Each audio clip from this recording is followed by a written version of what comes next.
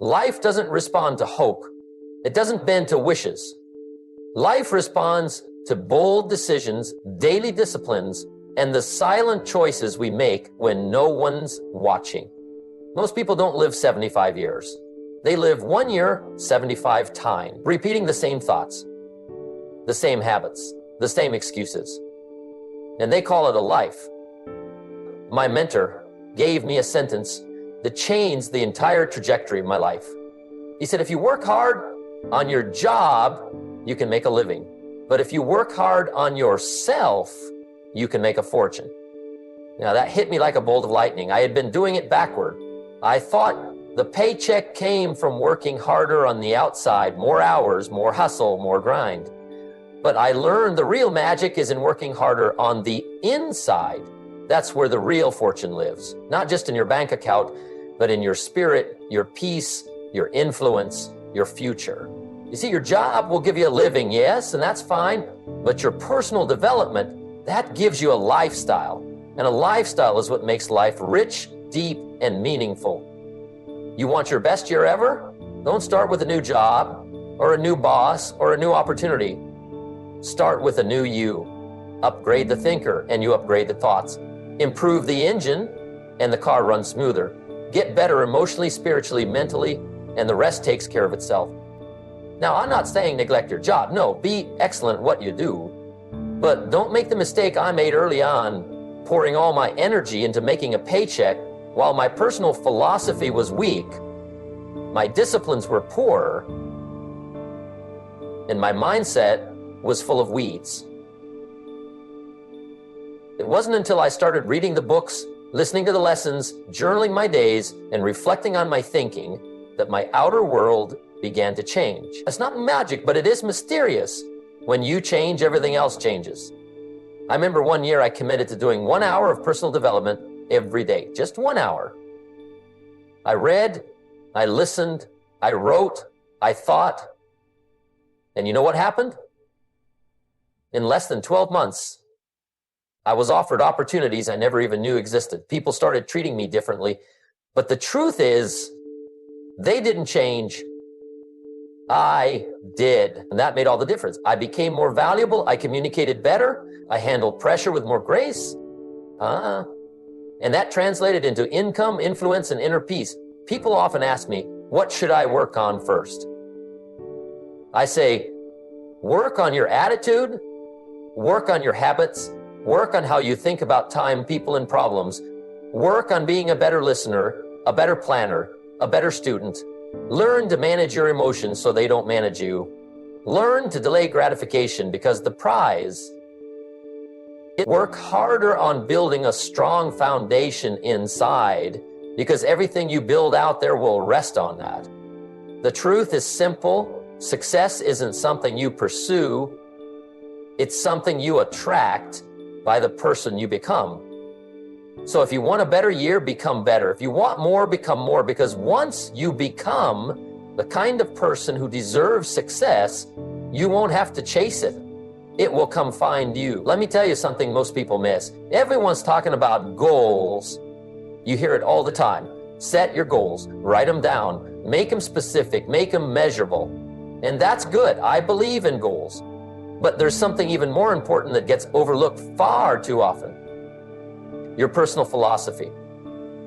See, a goal can give you direction, but a philosophy gives you the foundation. Without the right philosophy, even the best goals crumble under pressure. But with the right philosophy, success becomes automatic. It becomes who you are, not just what you chase. When I was in my 20s, I had goals, big ones, but I didn't have a philosophy. I wanted to earn more money, travel the world, help people, but I didn't have the discipline, the mindset, or the values to sustain that vision. So I kept starting and stopping, full of enthusiasm, but short on results. Then someone said to me, don't just focus on where you're going, focus on what you believe about life, about time, about yourself. And that's when everything began to shift. I realized that your life does not rise to the level of your goals, it rises to the level of your philosophy. What is philosophy? It's simply what you've decided is true about how the world works and how you should live in it. It's your framework. your compass. And once you have that, decisions become easier, habits become clearer. Life doesn't have to be so confusing when you have principles that guide you. And I'll tell you, success is not a mystery. It's a few simple disciplines practiced every day. But what tells you which disciplines to practice? That's your philosophy. For example, I learned that if I don't take care of my health, I lose the energy to enjoy my wealth. That became part of my philosophy. Take care of the body, not just the bank account. I learned that time is more valuable than money because you can get more money, but you can't get more time. That shaped how I spent my days. I learned that people matter more than possessions, that relationships are the currency of life, and that service leads to significance. These weren't just nice sayings to me. They became a belief system that steered my actions. So yes, set your goals, but beneath every goal, build a philosophy that can sustain the pressure, the setbacks, and the seasons of delay. A goal might get you out of bed on Monday, but a philosophy will keep you going for years. And here's the beauty. When your philosophy improves, your decisions improve. And when your decisions improve, your results follow. It's like planting seeds in better soil. The harvest comes quicker and stronger. If you want your best year ever, don't just ask, what do I want? Ask, what do I believe? Because the results you're getting right now, good or bad, are a mirror of your current philosophy. Change that, and everything else begins to change automatically. Let me tell you, one of the biggest thieves of success isn't a lack of talent or opportunity or even knowledge. It's waiting. Just waiting. Waiting for a better time. Waiting until you feel ready. Waiting for the stars to align. And the problem with waiting is that it feels responsible. It feels rational. But it's really procrastination in disguise. And procrastination, if you let it linger, will quietly rob you of your best year ever. I used to put things off too. I get a great idea, write it down, feel the spark, and then tell myself I'd get to it tomorrow. And then tomorrow would turn into next week, and next week into someday, and before you know it, a whole season passes by without a single move made.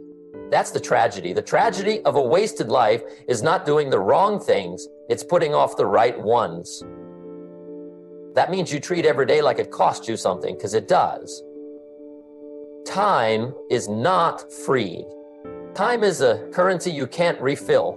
Every hour that passes, you've spent it, and you never get it back. So I started asking myself, did I spend this day building something, growing, investing in myself, or did I waste it with indecision and distractions? Now, this doesn't mean you sprint like a maniac and burn yourself out. It means you move with purpose. You stop acting like you've got forever to get it right, because you don't. And I'm not saying that to scare you, I'm saying it to wake you up. Urgency is not panic. Urgency is clarity. It's knowing what matters and refusing to postpone it. You don't have to be the smartest person in the room, but you do have to be the most decisive. Success loves speed. Happiness follows movement. Wealth belongs to the ones who show up before they feel ready, who take the first step while others are still stuck in planning mode. See, people with average skills build incredible lives because they moved, and I've seen brilliant people fall behind because they waited. And let me tell you, the longer you wait, the heavier the burden becomes. Every delay adds weight. And soon, what was once an exciting idea becomes a chore, a pressure, a regret. So kill procrastination with urgency. Don't let that idea sit idle. Don't wait for January 1st or Monday or the 1st of the month. Start now. Start messy. Start small. Let's start. You don't need perfect timing. You need commitment. You don't need all the answers. You need motion. Because motion creates momentum, and momentum will carry you into breakthroughs you never imagined. The best year of your life is not going to show up while you sit and think about it. It's waiting on the other side of a decision. Make that decision today. The rewards are the byproduct of consistent action. Books on philosophy, psychology, business success. Knowing that the information would eventually turn into wisdom and that wisdom would one day turn into opportunities. But I didn't expect instant returns. I learned to embrace the quiet, unexciting work that everyone else tends to overlook. What's your version of this? What are the small disciplines in your life that are either building or eroding your future? It could be something as simple as making your bed every morning. That simple act starts your day with accomplishment. It could be how you talk to yourself. The words you use, both internally and externally, are part of your discipline. You want to be a positive person? Stop tolerating negative self-talk. You want to build wealth? Stop tolerating mediocrity in your actions. The books you read, the food you eat, the people you spend your time with, everything you do adds up. So why not make it so? See, it's easy to think that success is some grand moment of breakthrough or luck, but it's not. Success is the sum of all the little things you do every day, and it's the things you do when no one's watching, when no one's applauding you, when the results aren't coming fast enough to satisfy your impatience. That's when discipline kicks in. The key is to focus on doing the right thing over and over, even when it's inconvenient, even when you don't feel like it. Because here's the truth. Everything in life that's worth having comes from the cumulative effect of discipline. You don't need to have a huge leap of genius. You need consistency. And over time, that consistency compounds into results that other people will look at and think, how did they do that? Well, they didn't do anything extraordinary. They did the ordinary things repeatedly, day after day, until their efforts paid off in ways that can't be ignored. So here's the challenge. Ask yourself, what small disciplines are you neglecting today? What can you do right now that will create the bridge between where you are and where you want to be? Don't underestimate the power of these small, consistent actions. They will carry you further than any fleeting moment of inspiration ever could. Here is another thing I learned. You're the average of the 5 people you spend the most time with. Think about that for a second. Take a hard look at your inner circle, the people you see every day, the ones you talk to, the ones who influence your decisions. Do they inspire you to be better? Do they make you want to rise higher? Or do they hold you back consciously or unconsciously from becoming the person you're capable of becoming? Let's face it, we all have a tendency to fall into the habits of the people around us. And so if you're constantly around people who settle, who make excuses, there's a high chance you'll end up normalizing that for yourself. You'll find yourself excusing your own lack of progress, telling yourself it's okay to not try so hard, to not push so far. Before you know it, you're not growing anymore, you're stuck. But here's the flip side. When you surround yourself with people who are thinking big, who are building, who are stretching themselves, who are demanding more of themselves every day, it forces you to raise your own standard. You can't help but be pulled upward. You'll begin to see that you can do more, that you can push through the limits you thought were holding you back. You'll start to demand better from yourself simply by being around people who do the same. I remember when I was first getting started, I realized that I wasn't going to reach the level I wanted to reach if I stayed surrounded by the same people I had always been with. I had to find people who were doing things I wasn't doing. I sought out mentors, people who could guide me, and people who could challenge me to think differently. I upgraded my environment, and in doing so, I upgraded myself. This isn't just about getting around successful people for the sake of getting ahead. It's about being around people who make you uncomfortable in a good way, who demand more from you because they see more in you than you might see in yourself. And let me tell you, those people will help you grow in ways you never thought possible. The right people will push you to think differently, to do things you wouldn't normally do, to step into your potential with both feet. But here's the key. It's not just about quantity. You don't need to have dozens of people in your circle. You need a handful of people who truly elevate you, who challenge your beliefs, who ask hard questions, and who don't let you off the hook when you're not performing at your best. So take a moment and ask yourself, who are the 5 people you spend the most time with?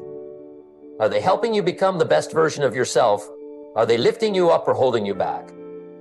The truth is, if you want to have your best year ever, if you want to experience the wealth and happiness that you deserve, you must choose associations that demand growth. It's time to upgrade your environment.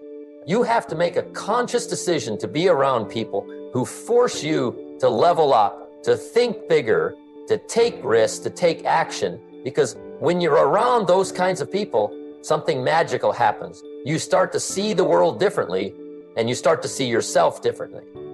You begin to realize that your potential is limitless, but only if you choose to surround yourself with those who demand that you reach for it. Words have power. It's a simple truth, but one that we often overlook in our daily lives. The language we use shapes not only the way we see the world, but also the way the world sees us. I'm sure you've heard the saying, your words create your world. But let me ask you this, how often do you pay attention to the words you use on a daily basis? Are you consciously speaking words that build your future? Or are you unconsciously reinforcing patterns of negativity, limitation, and self-doubt? Take a moment and think about the difference between saying, I have to, and saying, I get to. What's the energy in those two phrases? I have to is a statement of obligation. It's heavy, it feels like a burden, and when you're speaking those words, your mind interprets them as something you must endure, something you can't escape. On the other hand, I get to is a statement of opportunity. It's empowering. It implies choice, gratitude, and excitement for what lies ahead.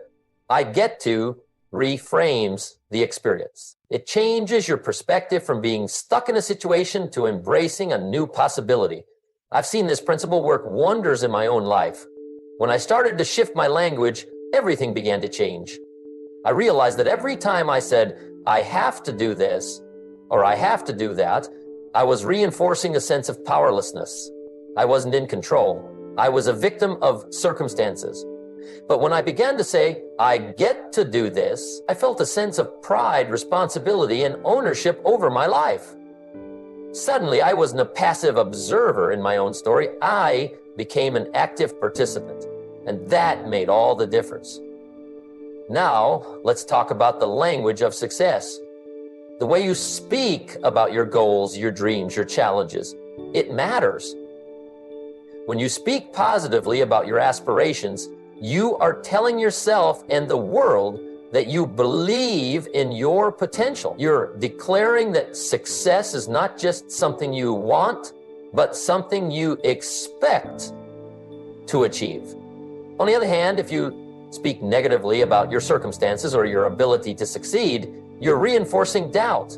You're conditioning your mind to believe that your dreams are out of reach.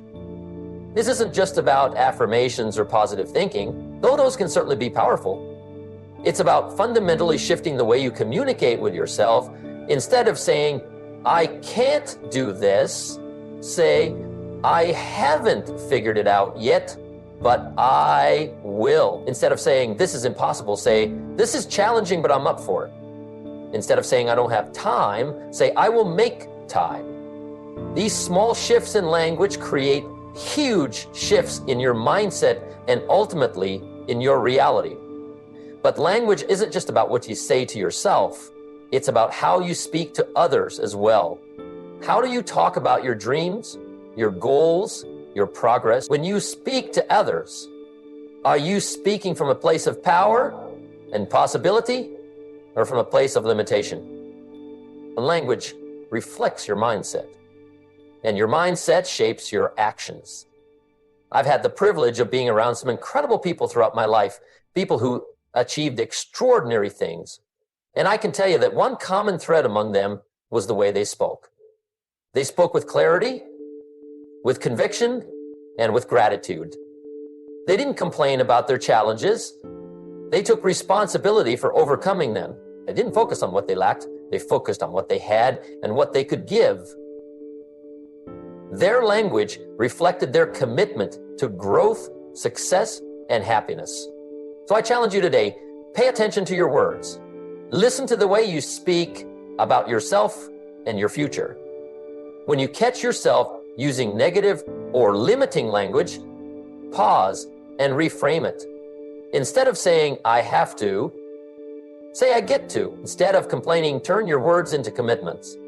Speak with power, speak with clarity, and speak with gratitude.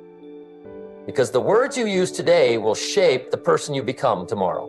And the person you become tomorrow will determine the life you live. Your language either fuels your success or feeds your failure. The choice is yours. There's a truth that many of us don't like to face, but it's crucial if you want to live a life of meaning, wealth, and happiness. In the short term, you must make sacrifices. Life doesn't hand you freedom and success on a silver platter.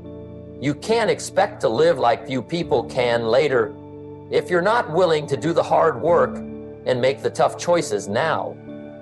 You see, everyone experiences one of two types of pain in life: the pain of discipline or the pain of regret. It's your choice. One is temporary but leads to greatness. The other is permanent and leads to disappointment. I've met countless people over the years who wish they could live their best lives, but they don't want to pay the price. They want the rewards without the sacrifice. They want the success, but aren't willing to give up their comfort, their time, or their indulgences. They want financial freedom, but aren't willing to sacrifice a few luxuries today to invest in their future. They want health and vitality, but they don't want to skip the late night snacks or miss a few hours of sleep.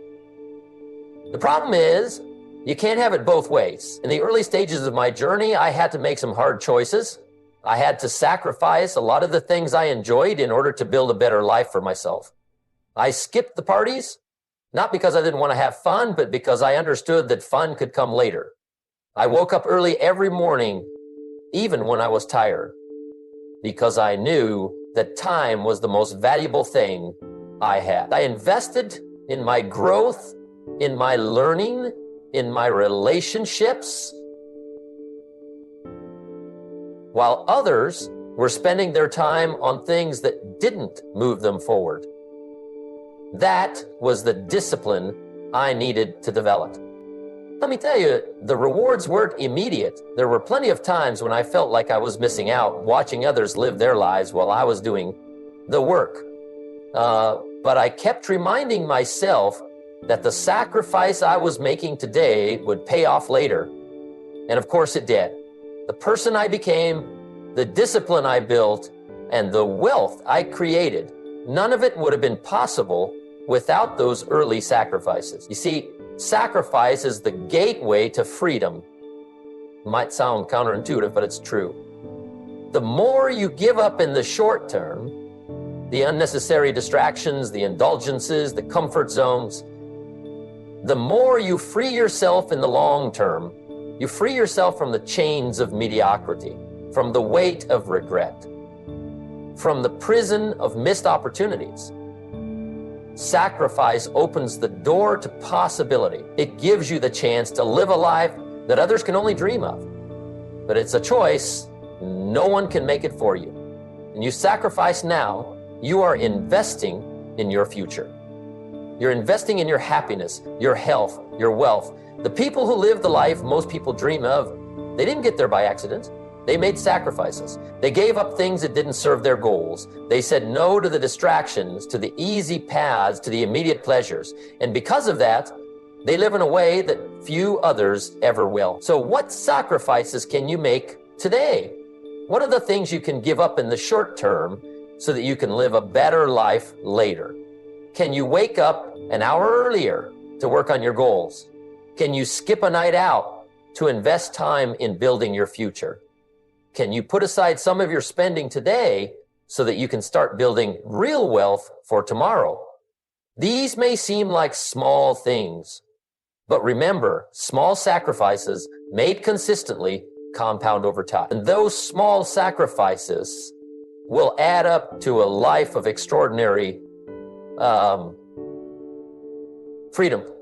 Don't wait until you're on your deathbed to look back and regret the things you didn't do. Don't wait until your dreams have passed you by.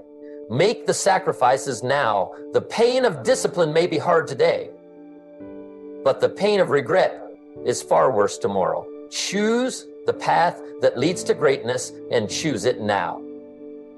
Because in the end, the sacrifices you make today will be the stepping stones to the life you've always wanted.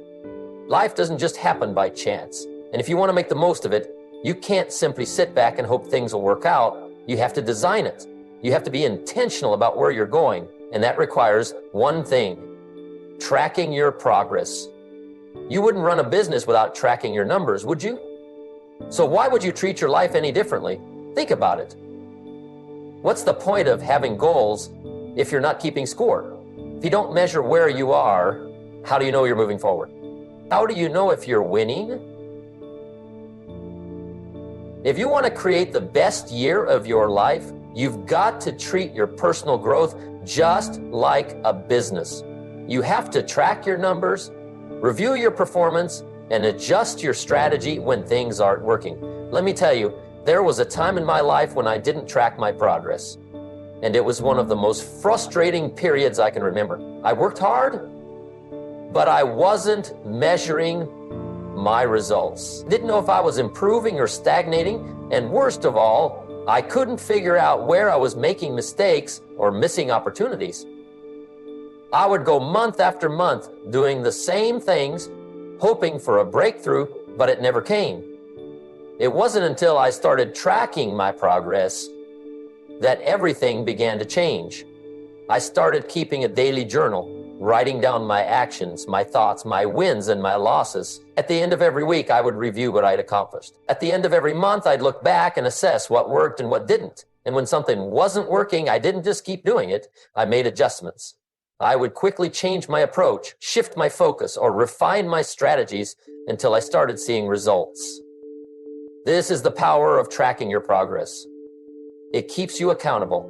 It forces you to reflect on your actions, learn from your experiences, and course correct when necessary.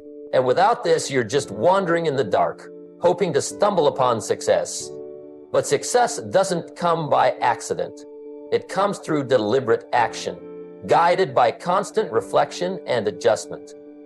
I'll tell you this: the people who are successful, they track their progress, they keep score of what they're doing, and they're always reviewing their progress. Whether it's in their health, wealth, relationships, or personal growth, they know exactly where they stand. You creating your best year ever? One measurable step at a time. So start today. Track your numbers, reflect on your growth, and adjust your strategy when needed.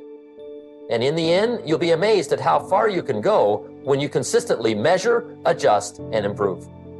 If you want to change your life, you don't need to look for a magic formula or some secret shortcut. You simply need to fix your habits. Success is not some mystical event that happens by chance. It's the result of doing the right things consistently over and over again. And I can tell you right now, that's how wealth and happiness are created. Not by luck, not by chance, but by a series of habits that shape who you are and where you're going. I want you to think about this for a second. What do your habits say about you? What do your daily actions reveal about the kind of person you are becoming?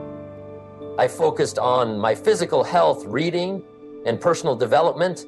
I started feeding my mind with good books. I started surrounding myself with positive people, and I started taking better care of my body. Little by little, my life began to change. It wasn't dramatic at first, but I could feel it. And as I stuck with those changes, I began to see the results in my bank account, in my relationships, and in my sense of happiness and fulfillment. Habits are destiny in disguise. If you want a better future, it's not about hoping for it or wishing it into existence. You have to create it. And the way to create it is by changing your habits. Every time you make a small change in your routine, every time you choose to take a healthier action, to speak more positively to yourself, or to make a better decision, you're laying the foundation for a future that matches your desires. But it's not just about adding good habits. It's also about removing the bad ones. You see, the problem with habits is that we often don't realize how much they are controlling us. We fall into patterns that hold us back. Habits like procrastination, negative self-talk, or wasting time on things that don't serve our goals. These habits are like anchors that weigh us down and keep us stuck in the same place. But when we consciously replace those anchors with empowering habits, habits that align with our goals and values, that's when everything begins to shift. Let me give you a practical example. I used to have a habit of reading the newspaper every morning. But all it did was fill my head with negativity and distraction. I wasn't reading anything that moved me closer to my goals. So I replaced that habit with reading books on personal development, business, and success. That one change right there set me on a completely different trajectory. And you know what? A simple shift helped me build a business. It improved my relationships and dramatically increased my income. So I ask you, what habits are holding you back? What habits are keeping you from the wealth and happiness you desire? If you want a better future, you have to start with the present. And the present starts with your habits. Fix your habits today, and your future will take care of itself. But it's not going to happen overnight. You won't wake up tomorrow and see your entire life transformed. It's a gradual process, one day at a time, one habit at a time. But as you consistently apply the fundamentals, small, positive changes over time, you'll look up one day and realize that your life is exactly where you want it to be. Because success, at its core, is nothing more than the natural consequence of consistently applying the basics. So take a hard look at your habits. If you're not happy with your results, change your habits. Start small, but start now. Because the habits you build today are the foundation of the life you live tomorrow. Gratitude and ambition are two powerful forces, but they must be in balance if you're going to experience lasting happiness and wealth. You see, many people misunderstand the idea of being grateful. They think that if you're grateful for what you have, it means you're settling, that you're becoming complacent. But that's not the case at all. Gratitude doesn't mean you stop striving for more. It means you are fully present in what you have while reaching for something greater. Gratitude is about recognizing where you are right now and appreciating the journey. When you take a moment to be thankful for what you've already achieved, your health, your family, the opportunities you have, you're grounding yourself in the reality that life is already good. Gratitude shifts your perspective, making you aware of all the blessings you often take for granted. But, and here's the key, it doesn't stop there. Being grateful for what you have doesn't mean you lose your ambition. It doesn't mean you stop striving for more. In fact, true gratitude allows ambition to flourish because it fuels your desire to improve. When you're grateful for what you have, you're not coming from a place of lack. You're coming from a place of abundance. And it's that abundance that pushes you to reach higher, to become better, to build more. I remember early in my career, I was struggling, just like many of you. But what I had going for me, even in those tough moments, was a deep sense of gratitude. I didn't focus on what I didn't have. I focused on what I could be thankful for, the lessons I was learning, the opportunities ahead, the people who were supporting me. And yes, I was ambitious. I wanted more, I wanted better, but my ambition wasn't driven by desperation, it was driven by gratitude. I could look at the small steps I was taking each day and say, I am thankful for this, and I'm moving forward. The problem most people face is that they get stuck in one of these two extremes. Either they're so focused on ambition that they never take the time to appreciate what they have, or they're so caught up in gratitude that they become complacent, thinking they've arrived. Both of these mindsets are dangerous. Without gratitude, your ambition becomes an endless pursuit of more without any appreciation for where you are right now. You'll chase success and wealth without ever feeling satisfied, always wanting more, but never truly enjoying what you have.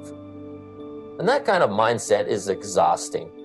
On the other hand, without ambition, gratitude can lead to complacency. You might feel good about what you have, but without that burning desire to improve, you'll never reach your full potential. You'll settle for less than you deserve, and that, my friends, is a tragedy. I want you to understand that happiness isn't the absence of desire, it's the presence of perspective. It's the ability to be thankful for the journey, for what you've already accomplished, and to still want more. It's having the courage to say, I'm happy with where I am, but I know there's so much more ahead, and I'm going to work for it. When I look back on my own life, I can see how this balance has played out.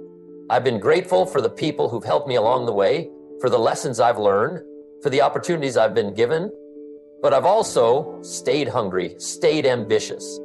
I never stopped chasing more, striving for excellence, wanting to impact more lives. And I'll tell you, this balance has created a wealth of happiness and success for me.